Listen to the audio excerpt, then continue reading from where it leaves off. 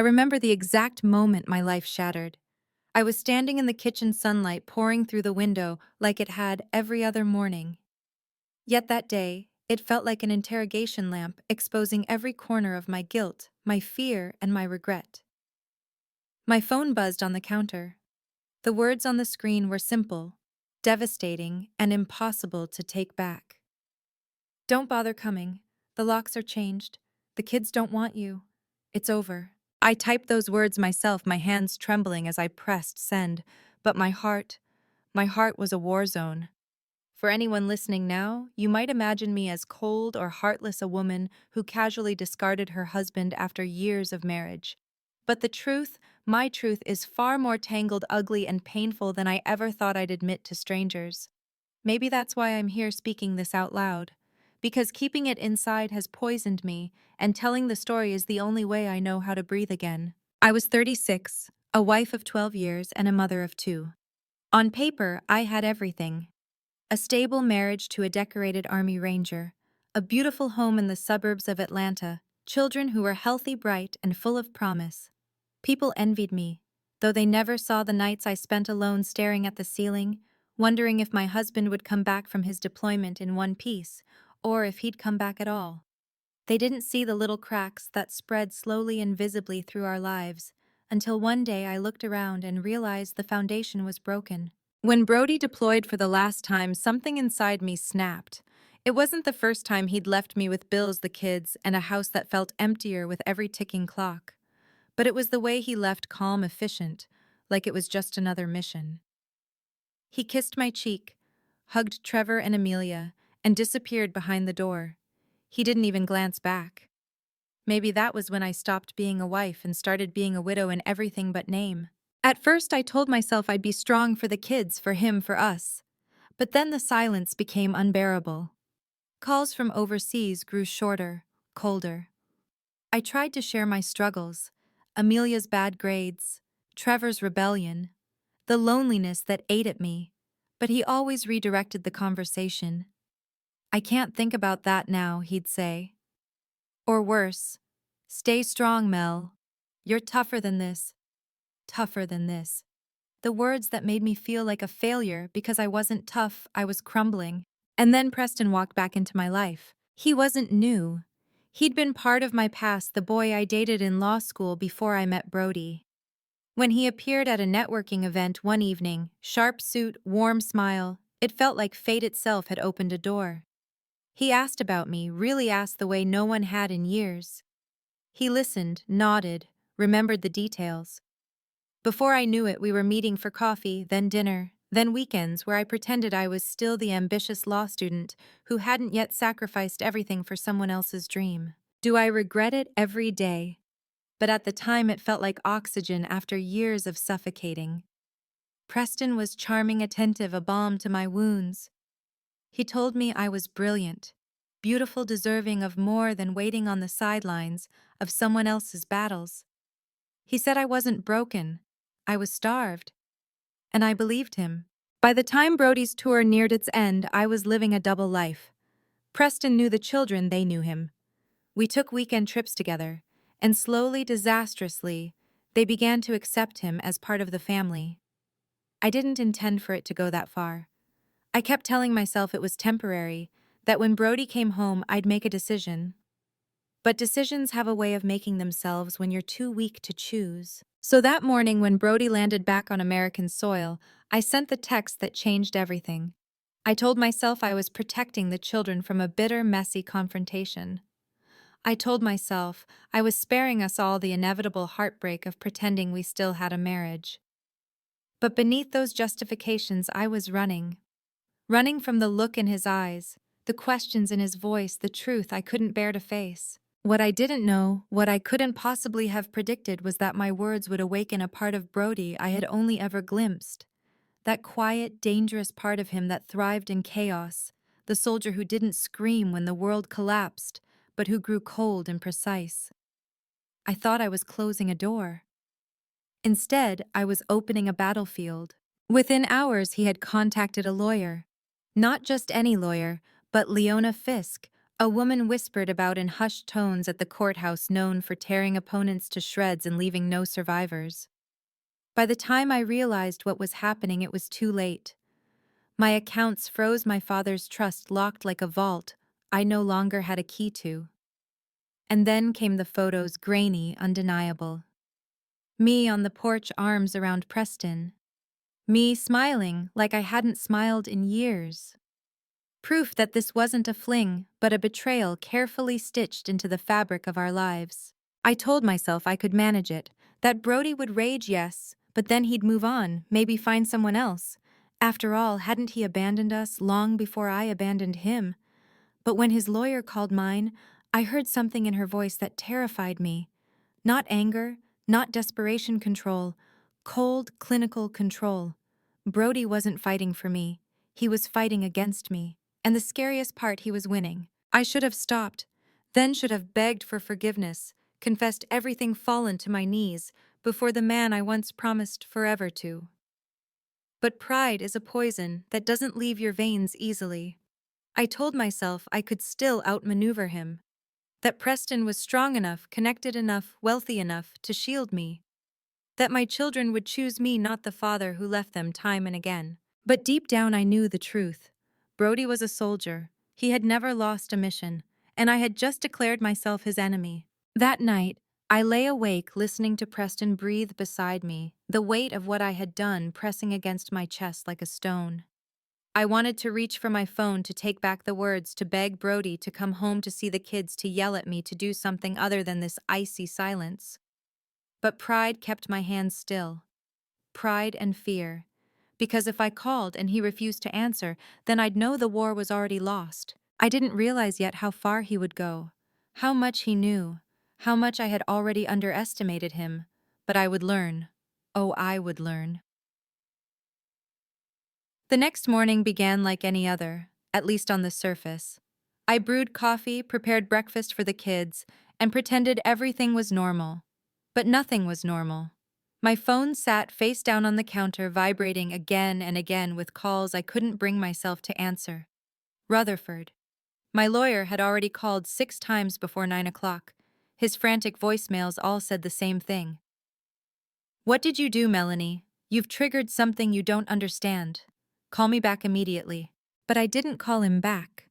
I couldn't. Because every time I thought about Brody's silence, about those 2 little words he'd texted, "As you wish," my stomach twisted into knots. Anyone else might have brushed them off, but I knew better. I knew exactly what they meant. "As you wish" was never surrender. It was a warning. When Brody used those words in the past, something devastating always followed. He was calm when others panicked, quiet when others shouted, calculating when others stumbled blindly through chaos. If "as you wish" was his prelude, destruction was always the finale.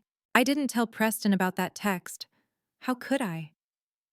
He thought Brody was just another jealous husband, a soldier broken by years of war, clinging to something already lost. Preston believed we could outspend, outmaneuver, outlast him. But I knew, deep in my bones, I knew the man I had married was not the kind of enemy you wanted to provoke. That evening, Preston came to the house, his Audi gleaming in the driveway. His suit pressed, his cologne filling the doorway before he even stepped inside. He kissed me lightly, confidently, as if nothing in the world could touch us. And maybe that was the exact moment I realized I'd made the gravest mistake of my life. "Relax, Mel," he told me when I flinched at the sound of another voicemail. "Your husband can't do anything. The trust is airtight, the kids are practically ours already, and soon this will all be behind us. You'll see." His words should have reassured me. But they didn't. Because even as he spoke them, I saw something flicker in his eyes, a hint of uncertainty, maybe even fear. And if Preston was afraid, then I had every reason to be terrified. That night, after the kids had gone to bed, I found Preston in the study with papers spread out across the desk. Blueprints, property plans. I leaned closer and realized what they were: architectural designs linking our house with the one next door. Expanding, combining, erasing the walls that once defined my marriage. "When were you going to tell me about this?" I whispered. He looked up startled, then smiled too quickly. "It's nothing, just an idea, a project for later." But I knew it wasn't nothing. It was everything. He wasn't just building a life with me. He was replacing the life I had with Brody entirely. Every wall I had painted, every corner filled with memories, every echo of my children's laughter, Preston was planning to bury it all under glass and steel, and his name on the deed. I didn't sleep that night. I sat by Amelia's door listening to her soft breaths, clutching Trevor's childhood photo in my hands. For the first time since this nightmare began, I felt the edges of guilt sharpen into something unbearable. Not because I feared losing my home or my money, but because I was starting to realize the collateral damage of my choices. My children were the ones caught in the crossfire, their childhood being bartered away between a soldier's vengeance and a lover's ambition. The next day, Rutherford finally cornered me in his office. He slammed a folder down in front of me, his face red, his hands shaking. "Do you understand what you've done?" he hissed. "He's frozen the entire trust. Every cent. You can't touch it. Not for bills, not for tuition, not even for groceries if you had to." "That's impossible," I whispered. "The trust is in my name. My father made sure." "Your father made sure it was ironclad against outsiders," Rutherford snapped. "But your husband isn't an outsider. He found a clause one even I overlooked. Do you know what that means? He's not just reacting, Melanie. He's been preparing. For years." His words felt like a blade. Brody quietly studying, calculating, planning for a betrayal he must have sensed long before I ever admitted it to myself. My throat tightened. What do I do? Rutherford leaned back, his voice bitter. "You pray he wants to negotiate, because right now he holds all the cards." That evening, Preston dismissed Rutherford's panic as nothing more than theatrics. "He's bluffing," he said with a wave of his hand. "The man's been gone for years. He doesn't know how the world works anymore. He can't beat us at this game." But I wasn't so sure anymore. The proof came later that night. Wyatt Brody's old friend had been watching the house. I didn't know it then, but Brody already had photos of Preston walking through my front door like he belonged there, of him wrapping his arms around me, of my children smiling at him as if he were their father. When I finally saw those pictures delivered in a plain envelope with no note attached, I thought my heart would stop. Because it wasn't just betrayal laid bare. It was evidence. Evidence Brody could wield like a weapon in any courtroom, any custody battle. And I knew him well enough to understand he would. The following morning, my phone rang again. Not Rutherford this time, but Leona Fisk, Brody's lawyer. Her voice was smooth, professional, merciless. "Mrs. Harlow, she said we need to arrange a meeting. Brody is prepared to discuss terms. But let me be clear, this isn't a negotiation. This is an ultimatum, and I suggest you come prepared." I hung up my hands, trembling so badly I almost dropped the phone. The walls were closing in faster and faster. For the first time in 12 years, I was afraid of my husband. Not because he would hurt me, he never would, but because he was capable of something far worse. He was capable of dismantling my life piece by piece until there was nothing left but the ruins of my own decisions. That night, I stood in the children's doorway watching them sleep. Trevor's arms sprawled across his pillow, Amelia curled up with the stuffed bear Brody had sent from overseas. I whispered so softly that even I could barely hear it, "I'm sorry. Sorry for betraying their father. Sorry for breaking apart the family they deserved. Sorry for dragging them into a war they never asked to fight." But apologies are easy. The consequences were already marching toward me, steady as a soldier's boots on foreign soil, and Brody was coming home. When I walked into Leona Fisk's office for the first time, I felt as though I'd stepped onto a battlefield where I had already lost. The place radiated power-polished marble floors, cold steel accents, not a single plant or soft touch to make the air feel forgiving. She sat there behind her desk, immaculate in a tailored suit, her eyes sharp as blades, and for a moment I could barely breathe. Brody was already seated across from her. He didn't look at me when I entered, didn't so much as flinch. He sat perfectly still, his hands folded, his jaw clenched, every muscle in his body a study in control. I wanted him to yell, to rage, to call me names. Anything but this silent surgical coldness. Because silence meant planning. Silence meant precision. Silence meant danger. Rutherford tried to break the tension, first clearing his throat, his papers trembling slightly in his hands. "This meeting is to discuss the immediate issue of the trust fund." he said, his voice climbing into its nervous register. Your client has interfered with assets that were never marital property. It's harassment, financial abuse. Leona smiled, and I swear I saw a flash of teeth like a predator about to sink them into prey. Mrs. Harlow's own actions triggered the clause that froze those assets, she said. Had she waited until her husband was home before locking him out of his residence, we wouldn't be here. Her words hit like a bullet. I tried to steady my breathing to keep my face neutral, but inside my chest was pounding. My mistake, my text, my arrogance. I'd given him the opening without even realizing it. Finally, Brody looked at me. His eyes were unreadable calm and stormy all at once. Deployment schedules change, he said evenly. But your plans were already underway, weren't they? I opened my mouth to deny it, but then he slid a folder across the table. I didn't want to touch it, didn't want to see, but my hands betrayed me flipping it open. Airline tickets, school applications, property records in Costa Rica. My blood ran cold. How did you— You were planning to take my children out of the country without my consent, he cut in.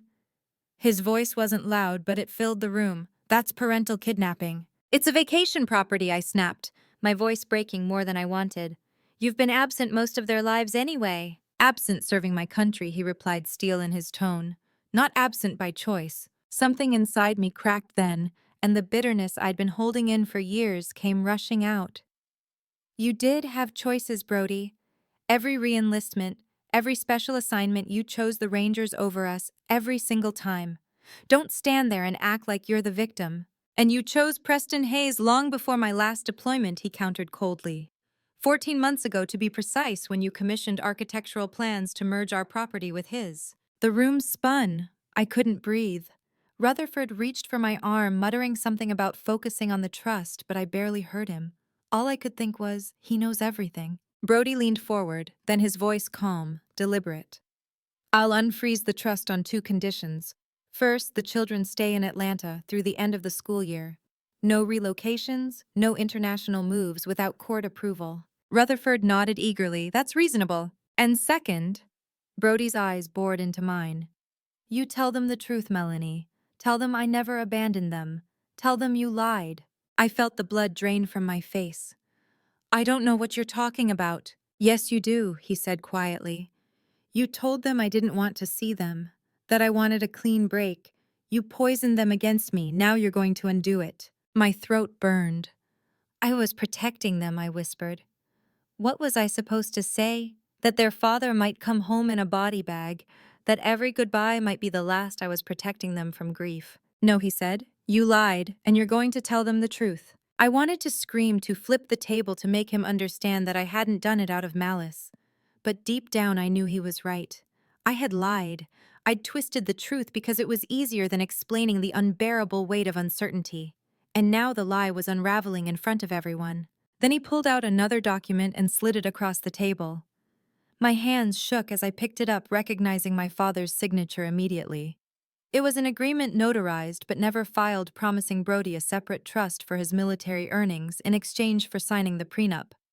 My father, always shrewd, always preparing for every possible angle. Even after his death, he'd outmaneuvered me. This isn't real, I whispered, though I knew it was. It's very real, Brody said. Your father made sure of it. This was his insurance policy. Against you. I broke then. For 30 seconds, I stared at the paper until my vision blurred. Then I nodded once sharply. Fine, I said hoarsely. I'll tell them. But this doesn't change anything, Brody. I'm still divorcing you. He leaned back, unflinching. I wouldn't have it any other way. That evening, I sat my children down. My hands trembled so badly I could barely keep them folded in my lap. I need to tell you something, I began, my voice thin. I lied to you. Your father never abandoned you. He never said he didn't want to see you. That was me. I thought I was protecting you, but I was wrong. Trevor stared at me, his face a mask of betrayal. Amelia burst into tears, running upstairs without a word. And in that moment, I realized I had lost them. Not completely, not forever, but something inside their hearts had shifted away from me. That night, I sat alone in the silence of the house that no longer felt like mine. Preston called, but I didn't answer. I couldn't. because for the first time I saw him for what he was: not a savior, not a lover, but a man who had slipped into the cracks of my marriage like water into stone, widening the fractures until everything broke. And Brody was no longer my husband. He was my reckoning. I didn't realize how fragile my world had become until I saw my daughter standing in the doorway of my bedroom late one night, her small face pale in the darkness. "Mom," she whispered, "why didn't you fight for us?" The words pierced deeper than any accusation from Brody or Leona or even my own lawyer. I sat up quickly, my heart pounding, but Amelia wasn't finished. "When Dad came back, you told us he didn't want us anymore. But he came to see Trevor. He told him he loved us. Why would you say he didn't?" I opened my mouth, but nothing came out. How do you explain to your child that you lied out of fear, that you wanted to shield them from pain but ended up breaking something sacred in the process? I reached for her, but she stepped back. "He said he's fighting for us now," she whispered. "But you just let Preston take over." Her voice cracked on his name, and only then did I see the bruise on her brother's arm when he came into the hallway behind her. My son tried to cover it with his sleeve, but Amelia's wide eyes told me the truth.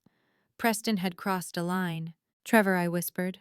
"What happened?" "It doesn't matter," he muttered. "Just leave it." But it did matter. Every wall I had built to justify my choices collapsed in that moment. This wasn't about me and my loneliness anymore. This was about my children.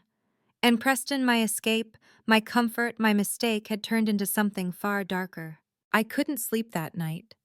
I sat at the kitchen table staring at my reflection in the sliding glass door, haunted by Amelia's words. "Why didn't you fight for us?" Because I hadn't. I had fought for myself, for the illusion of happiness, for the thrill of being wanted. But not for them. And now they were slipping away. The next morning, the war came to a head. Brody called for a meeting at Hayes Development Group's office, the sleek skyscraper where Preston held court. I arrived with Rutherford, my nerves rattling, and immediately felt the air shift when I stepped into the conference room.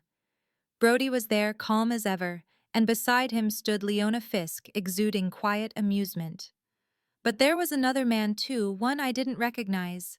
He introduced himself as Agent Donovan, FBI Financial Crimes Division. My stomach dropped. "What is this?" I demanded, glancing at Preston, who had paled but tried to keep his confident smile. "Insurance," Brody said simply. Leona handed out folders. "These documents," she explained, "detail a pattern of securities, fraud, wire fraud, and conspiracy. 7 years, 3 states, multiple victims." "That's absurd," Preston snapped, laughing hollowly. "This is a transparent attempt at extortion." But Brody's voice cut through the air. "It's not extortion, Preston. It's truth. And it's not just fraud, is it? You put your hands on my son."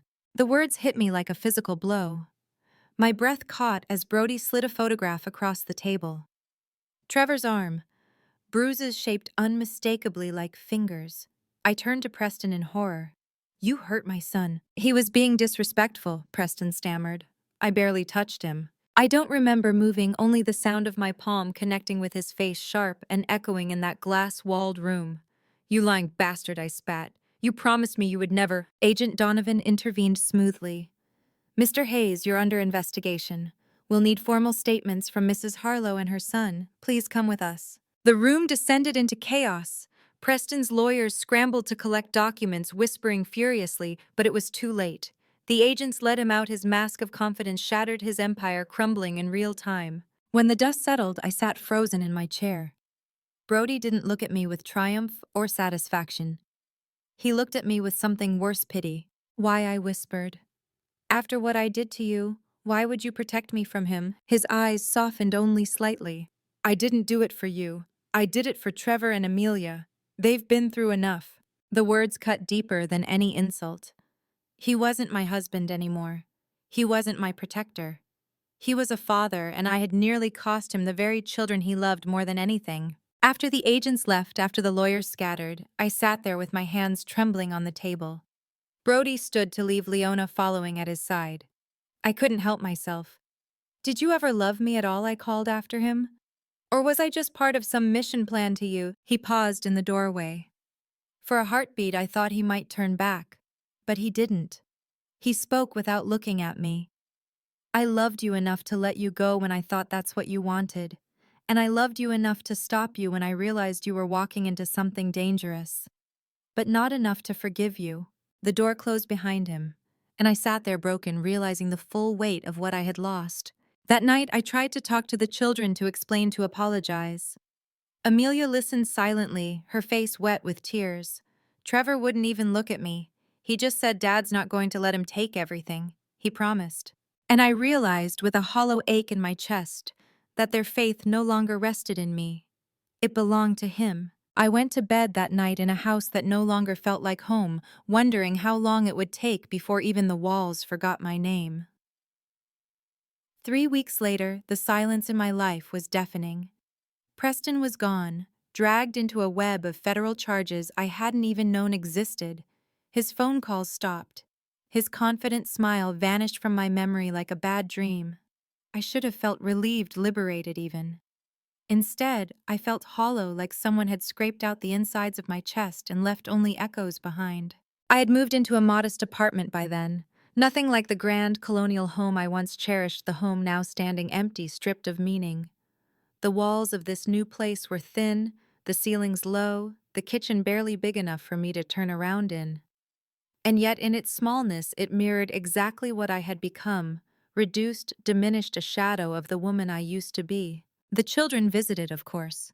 The custody arrangement was fair, reasonable, even generous considering everything I had done.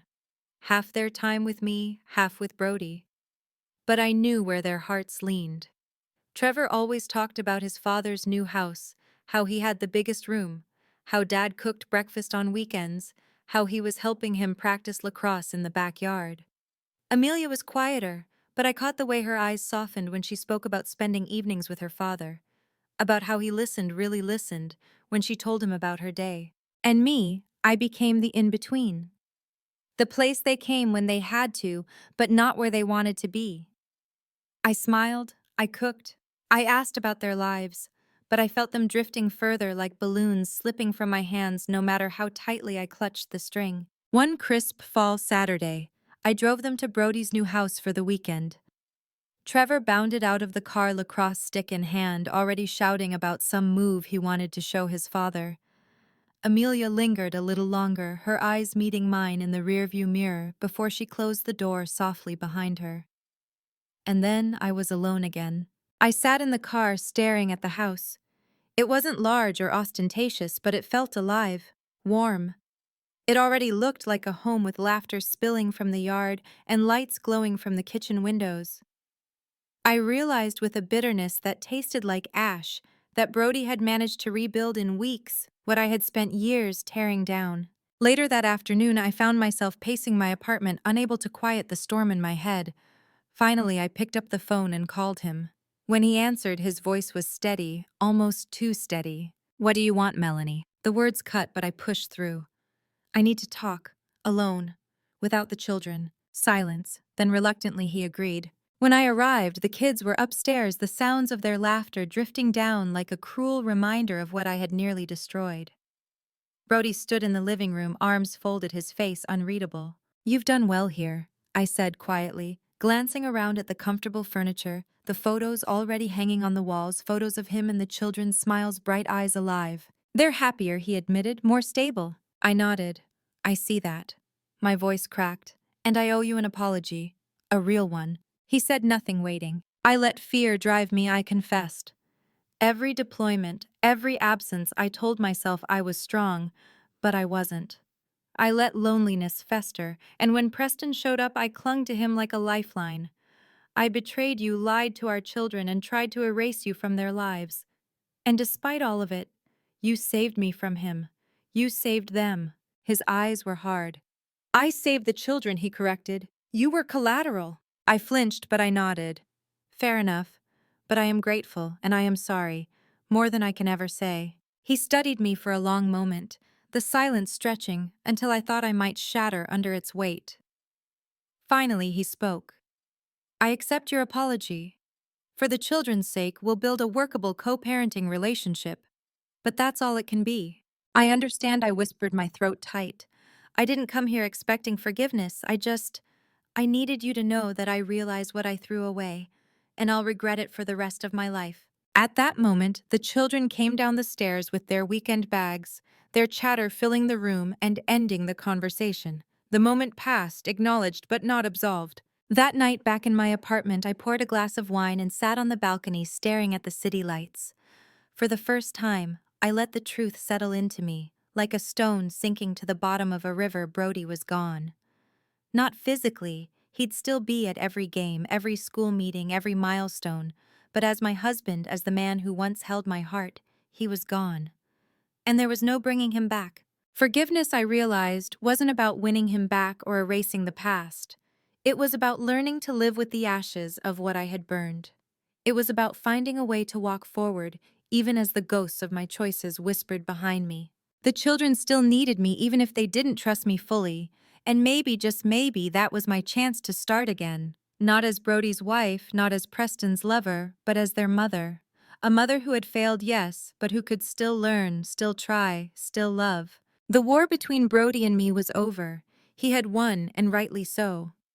But maybe now I could begin the smaller war within myself, the battle to forgive, to heal, to reclaim the pieces of me I had lost. And maybe someday when the children were grown and looked back on these years, they wouldn't remember just the betrayal and the chaos.